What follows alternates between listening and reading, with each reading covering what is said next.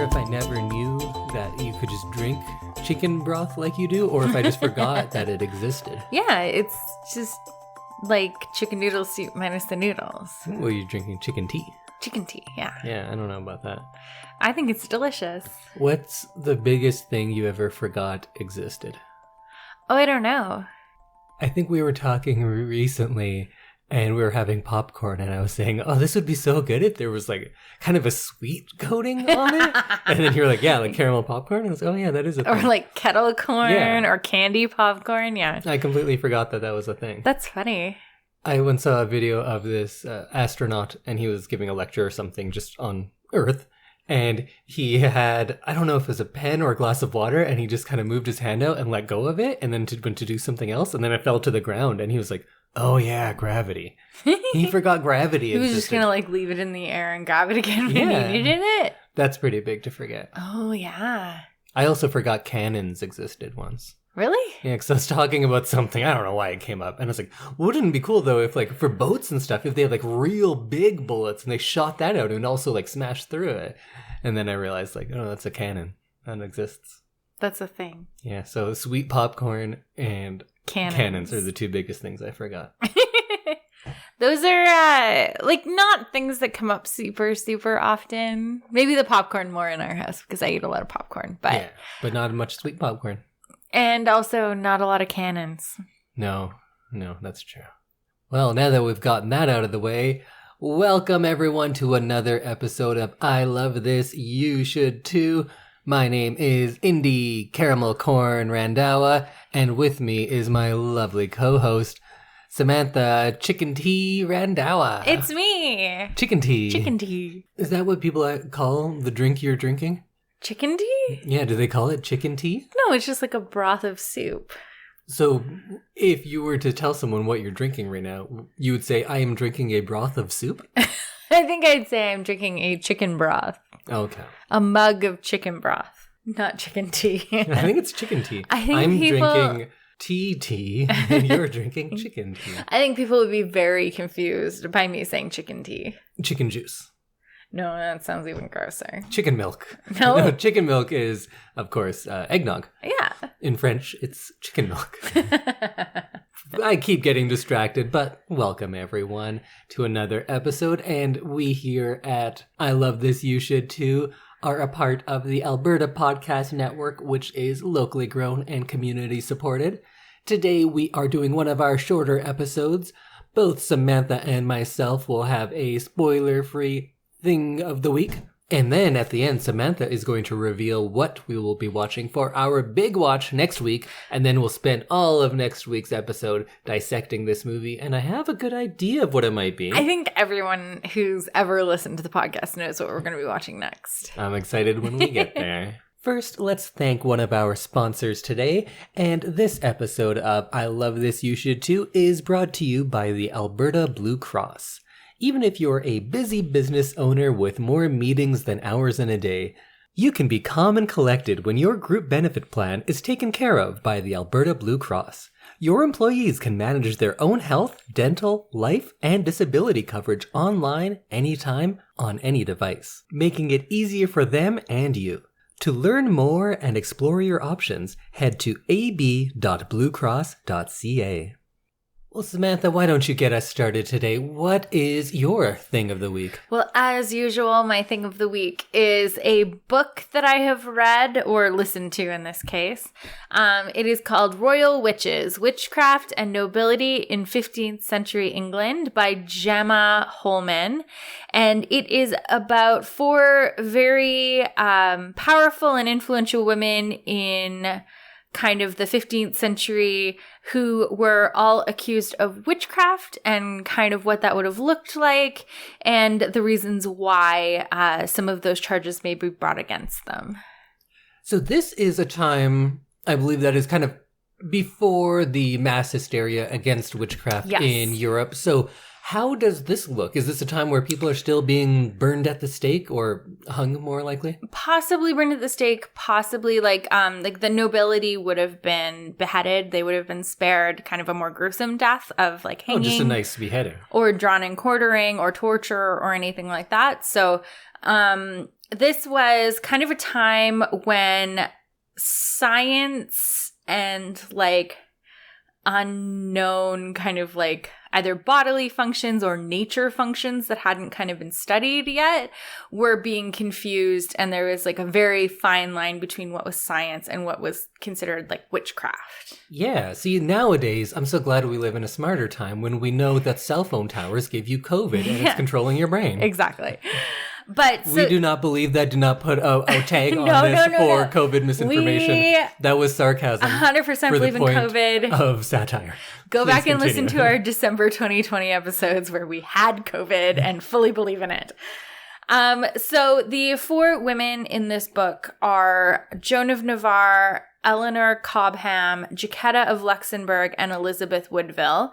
And they are all kind of targeted by men in power. So this would have been a time when basically men held the power, women were kind of just like baby makers. And I'm glad we've changed so much since yes. that. Oh yeah. I feel like I'm going to say that a lot, so I'll just be quiet. So the interesting thing in this is that the author Gemma Hollman goes through kind of the really thin line between science and witchcraft, and a lot of the things that ended up being thought of as witchcraft were scientific things that we just hadn't discovered yet. Right. Like, oh, this herb works to cure this ailment, and someone had figured it out on a very rudimentary level and administered it, and it had cured somebody, and then they accused that person of witchcraft because they were like, it's clearly magic that fixed me, not this herb that I took a tea of. Right. So the interesting parts of this book are very much the idea of dark arts, which were a lot of herbal medicine and like midwifery, like what would be like delivering babies and that kind of thing now, which is totally normal. Back then, if you could save somebody or if anything went wrong later in their life, you could blame it on the midwife who delivered your baby.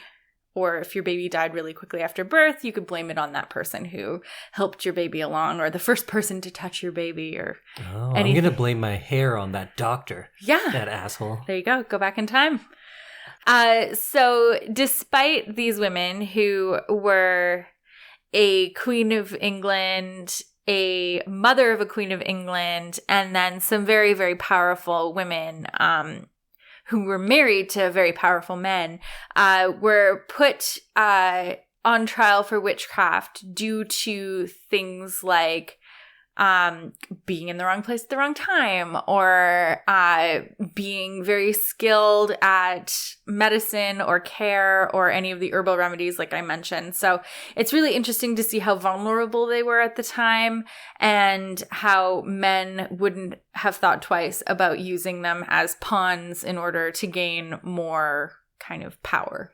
I don't know what else to say beyond like, wow, I'm glad we don't do that. And then give a bunch of examples. But this is very interesting. So it is kind of 4 sections? Yes. And do they intertwine, or are they contemporaries, or it's kind of 4 biographies in one book? So they're all within 100 years. Jacquetta of Luxembourg and Elizabeth Woodville are mother and daughter. So there's kind of an interesting flow there. But Joan of Navarre and Eleanor Cobham are kind of separate stories. So it's really interesting to see how a lot of the same like witchcraft panic flows through all the stories, though, and how when women are kind of doing well for themselves, the men back then would kind of panic and say, oh, you're a witch. That's the only reason that you're like smart enough or, you know, like aggressive enough to be able to know that or fix that or do anything yourself because you're just a woman. So it's very interesting to see how all their stories kind of mirror each other, even though only 2 out of the 4 actually knew each other. So do we spend a lot of the time on the witchcraft part of their lives, or rather the accusations and the trials, or does it kind of show everything leading up to that too? You do kind of get a little bit of a biography of each woman, and then it kind of goes into kind of family history, because a lot of times in order to make some of these witchcraft accusations stick, they'd have to go back a couple generations or say like, oh, this person, or to like the most newly deceased relative, because obviously they're not there to kind of defend themselves. And so you kind of get a good family history before you kind of get into the witchcraft accusations. Interesting. And will it give a spoiler if you tell what happens with their accusations? Were they found guilty? Or should we just not get into that? I don't want to super get into it, but the author does a very good job of kind of clearing their names. I'll say that. Okay. Well, I feel like you could just say that, yeah, they weren't witches because... Oh, they weren't. Because they weren't witches. They were very much not witches. And it was just a time in history, much like the time we're living now, where women don't always have the benefit of the doubt. Mm-hmm. Oh, we keep doing this, watching or reading really cool things that are terrible stories about the past, and then we just go, oh yeah, but that still happens. Yeah, no, that's exactly what's happening right now. So if you want to read about royal witches, you can find the book Royal Witches, Witchcraft, and the Nobility in 15th-Century England by Gemma Hollman. Awesome. And then maybe as a secondary suggestion, we should say, hey, if where you live, reproductive rights are being taken away from women, go write your whatever you have, senator, congressman, alderman, city councilor, mayor, president, prime minister. So, Indy, what's your thing of the week?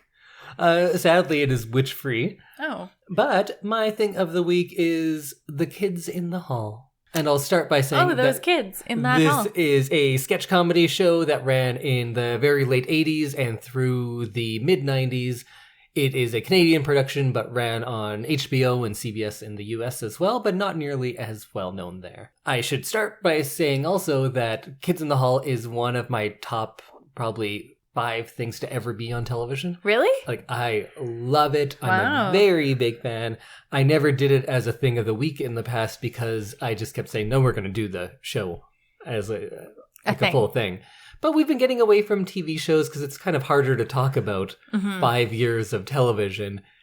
They had 5 seasons and there were over 20 episodes a season. So there's quite a few of them out there.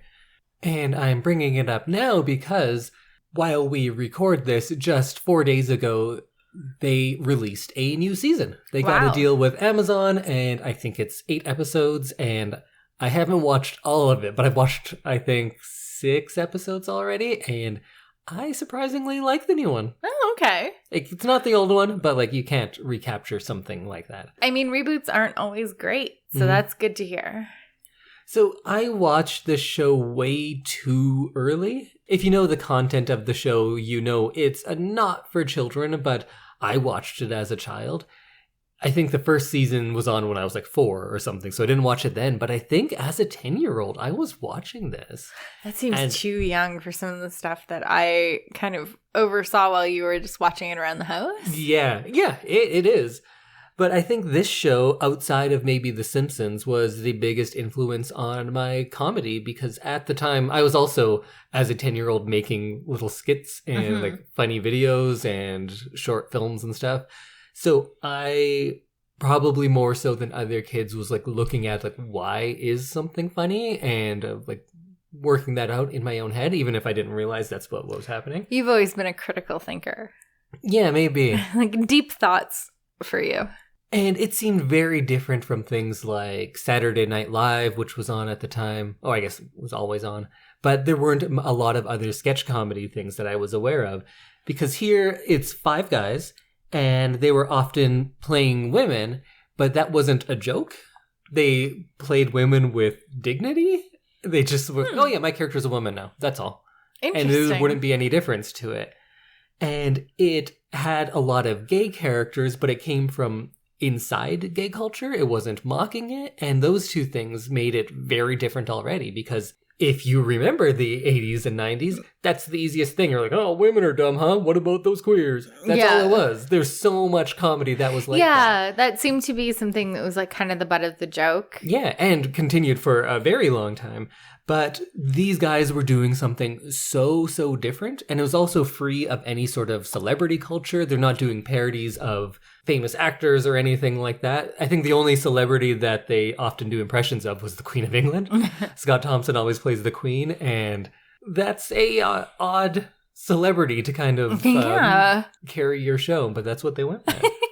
And I could talk about my favorite sketches, but that would be like a 5-hour show. So I'll say like my favorite types of sketches. Mm-hmm. They did a lot that were just really sad or sometimes disturbing things, but they pushed things just a slight amount too far that made it absurd and hilarious then.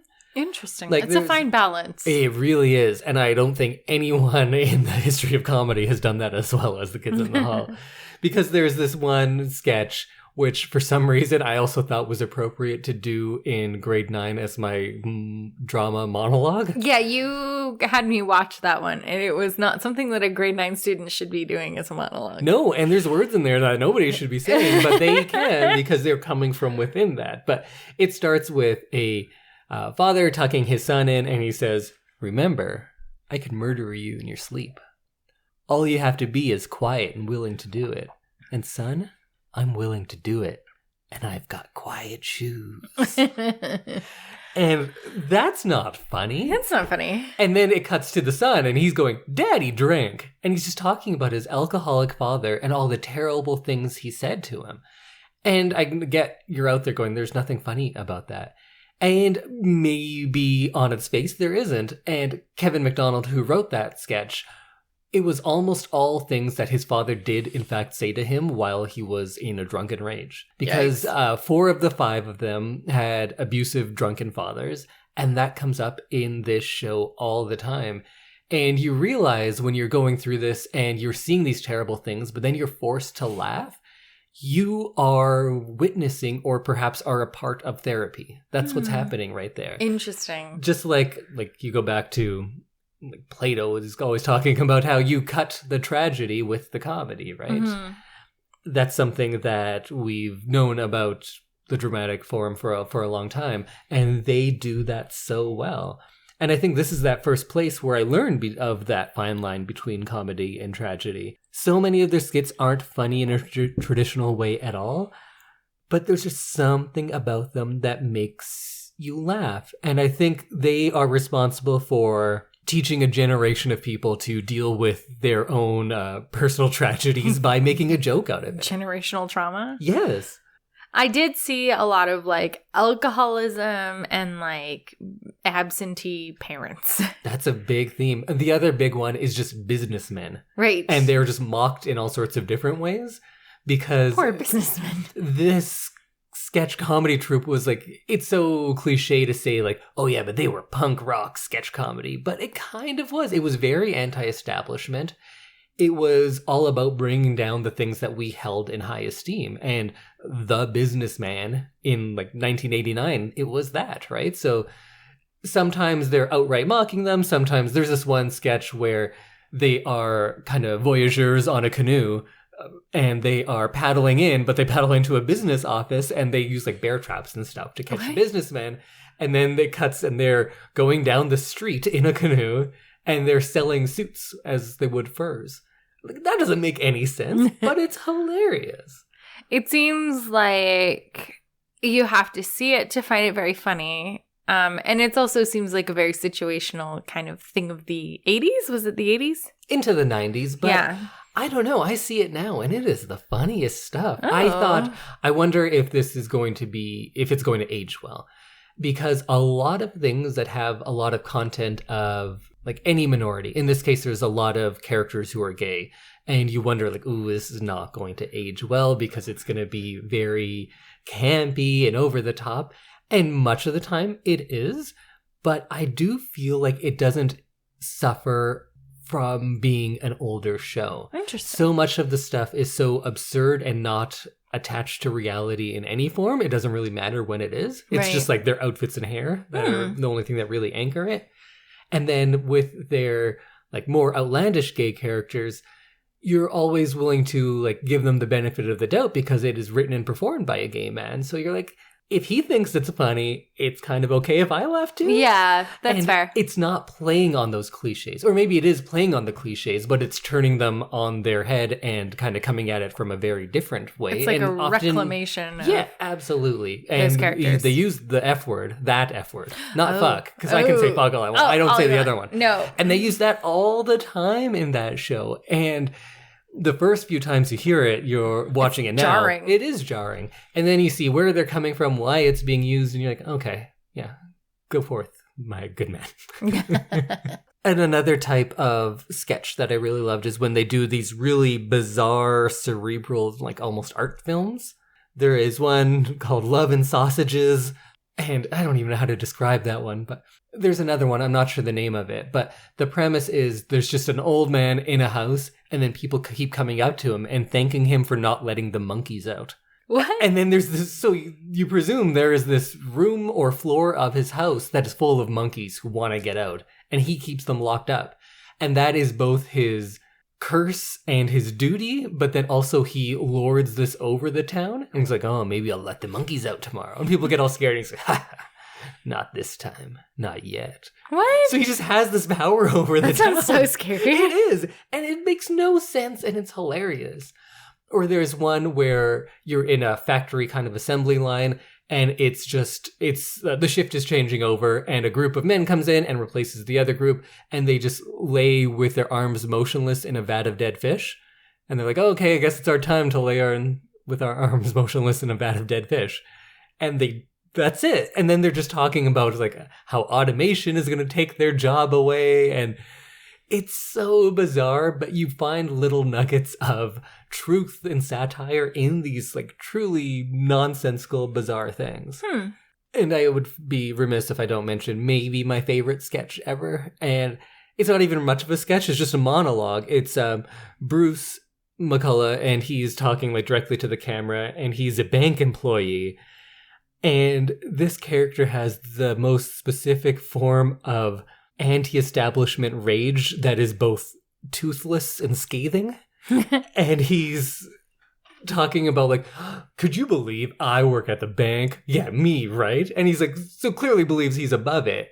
But the more he talks, you're like, yeah, but you're also an idiot, but also you're hilarious. And also he really hates this job, and you can relate to him. Because he talks about like, I'm a little different than other guys at the bank. I wear this piano keys necktie. I'm a little bit different. He's talking about the customers that come in, and he's talking about someone who's... I'm sorry, sir. Your signature just isn't good enough. It's just not holding up. I've been watching it deteriorate for months. You're losing it, guy, and it shows. Oh, I'll take your check around and show it to people, but not so they'll authorize it, but so they can have a good laugh. Sir, were you aware that you were gross? Did you know that your check smelt? I look at him and it's like, who would fuck you? Wow. And then he dances and he goes, fuck the bank I work for. And talking about his manager, he says like, I'll eat pancakes on her grave. And it's just so outlandish and silly, but it taps into something that you're like, yeah, I've worked customer service. I kind of get where you're coming from. I feel that. That seems like one that a lot of people currently can kind of relate to. And I realize that this is just a thing of the week, and I have so many notes, so I'll just stop there, I think. But what I can say, go watch Kids in the Hall. It's available all over the place. On Amazon, they have all of the seasons, as well as they went on and did another short TV show called Death Comes to Town. Not that great. And they did a movie called Brain Candy. Not that good. Oh. And there's some tour documentaries they did, which are a little more interesting. And now the new season. And I was very worried that, like, how can you be kind of anti-establishment when you've been in the business for 30-some years? True. And I think they don't have that as much, but there is still some really bizarre and funny things in it. And that's all I'll say about the new one. If you want to hear a bunch more, go watch all of those. Or if you go over to the EPL podcast called Overdue Finds. Right. I am on the most recent episode, which I believe will be out by the time this comes out. And it's all about the kids in the hall. And I just talk about it for like an hour. You do so many podcasts other than our podcast. Just the one. You were on something else, too. Oh, Movie Jerks. That was quite a while ago. I miss those guys. They're not doing it anymore. What? Rest in peace, Movie Jerks. Oh, get those jerks back. I think they may have been the longest running Edmonton podcast. Seriously? They had a lot of episodes. Like 500? Something like that. Wow. They'd been going for a long time. That's amazing. Good for them. Yeah. They deserve a break, though. Yeah. So go check out Kids in the Hall. Go listen to me on Overdue Finds, where I say it's a lot of the same stuff I just said now, but a lot more of it. But I can't swear there. No.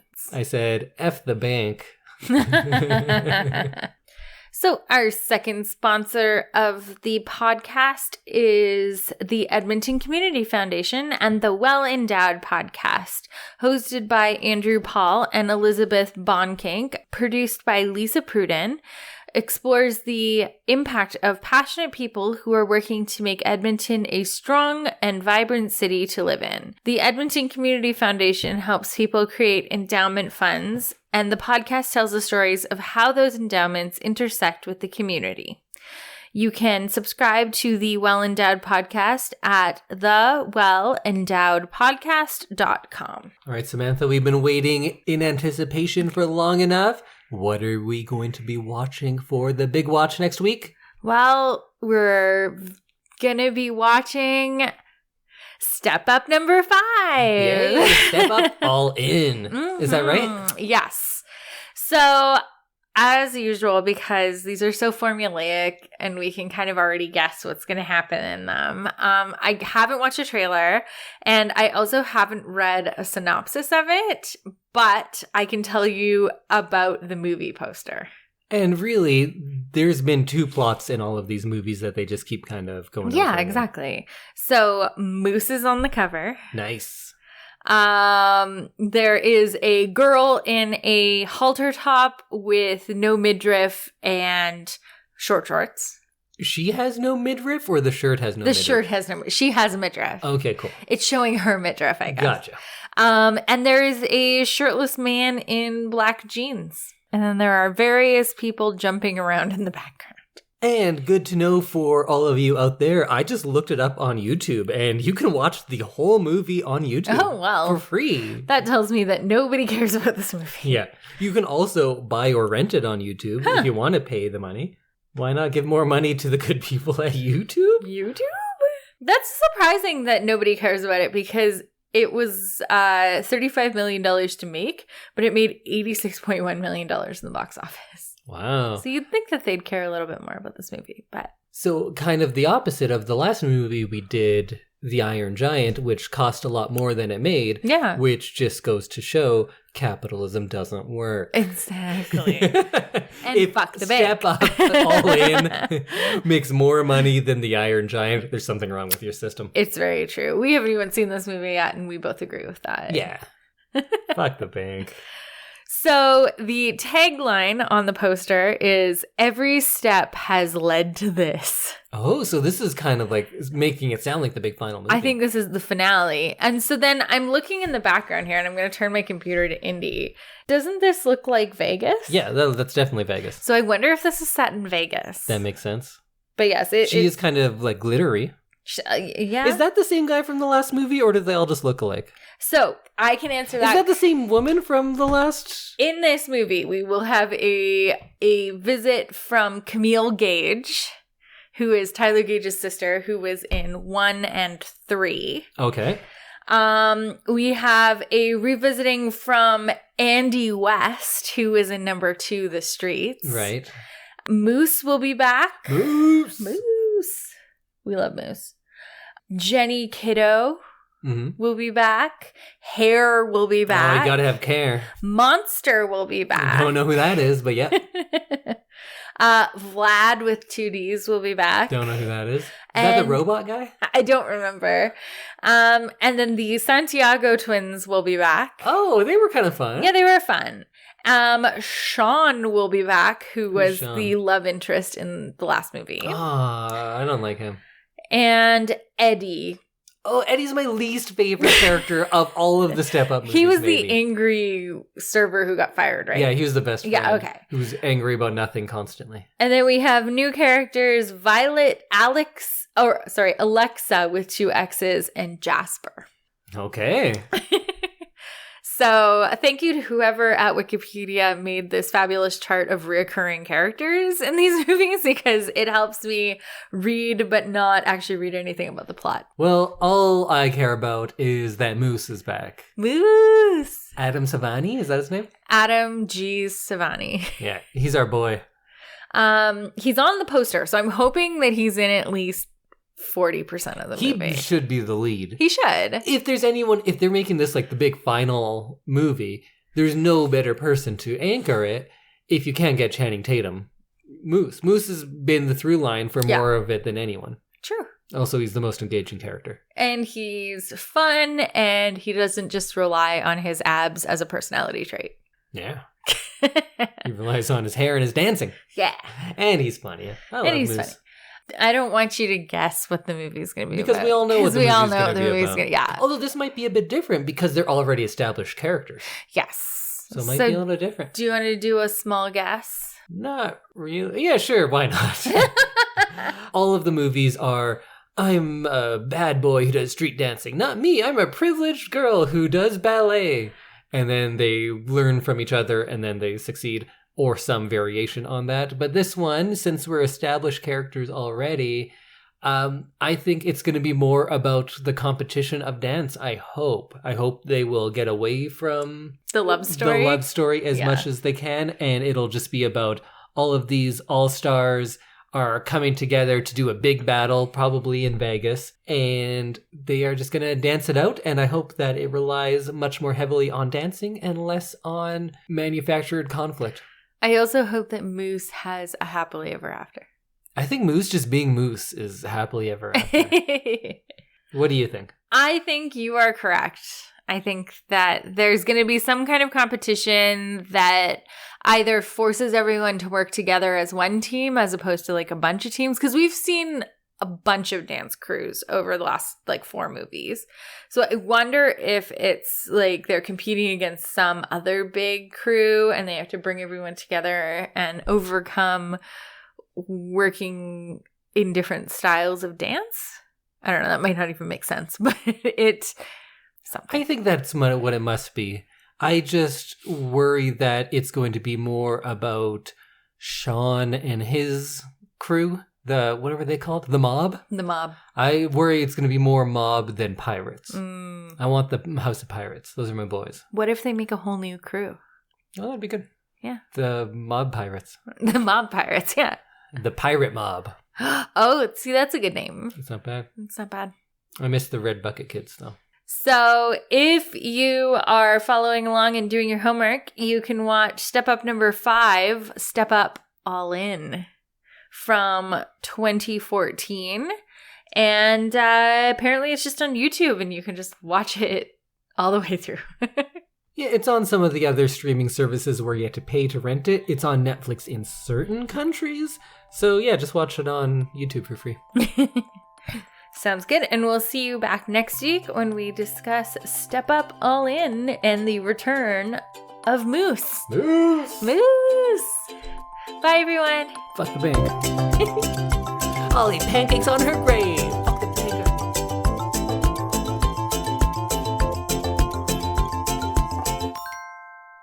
Yeah, fuck the bank. I agree. Every time I see a bank, I walk by and just go, fuck the bank. I know you There do. used to be this club in Edmonton called The Bank, and it was also full of douchebags. Oh, it was the worst. So every time I'd go by that one, I'd be like, fuck the bank. I think I went there once or twice. Gross. But it was just full of gross people. And then across the street was like Oil City Roadhouse, which is also full of jerks. Different kind, though. Very different kind. Yeah. They stayed on their own sides of the street.